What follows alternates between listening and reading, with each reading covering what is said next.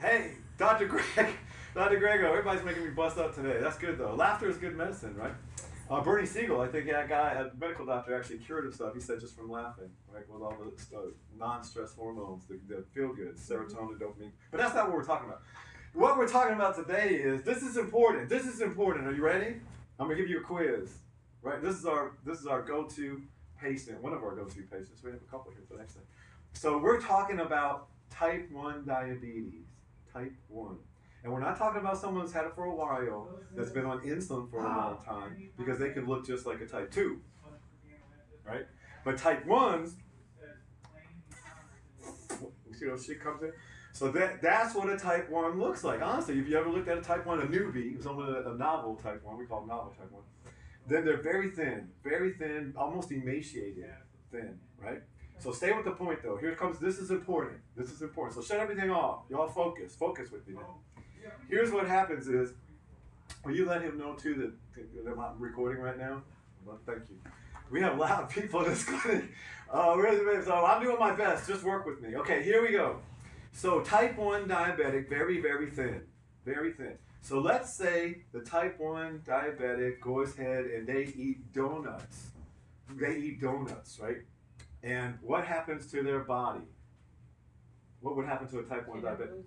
No, she stays the same. Okay, all right, yeah, that's right, she stays the same. What happens if her mother, her grandmother, and her great-grandmother all had a genetic gene for obesity, for morbid obesity? She would what? She stays the same. She stays the same. What if she was stressed? She stays the same. What if she's an overeater? She stays the same. What if she's an emotional eater? She stays the same. What if she has little leg deficiency and the metabolites cause her mitochondria to become less energy adaptive? She stays the same. Because there's one thing that controls all those things, and that is Insulin. Say it again. Insulin. Say it louder. Insulin. That's what she said. And she is correct. 110% correct. So that begs the question then, if insulin is stronger, I want to have Kelly's husband come on and make a muscle. But if insulin, not her, but if insulin is stronger, then all those things, genetics, eating, not eating, whatever, counting calories, what if she counts calories? She stays the same. What if she counts carbs? She stays the same. What if she uses portion control? She stays. What if she doesn't use portion control? She stays. What if she moves more and eats less? She stays the same. So insulin is the king. You understand? Or the queen. I'm not trying to be not trying to be biased.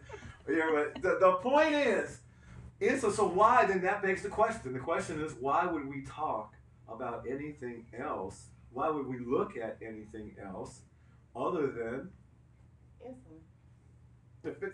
Hello? So that's the lesson for the day. I'm going to leave you with that because there's a doctor out there, believe it or not, that wrote a book on insulin and made a calculator about insulin and had a smartphone program that uses insulin. Okay, thank you, Kelly. You can hit the gimbal. Thank you, guys.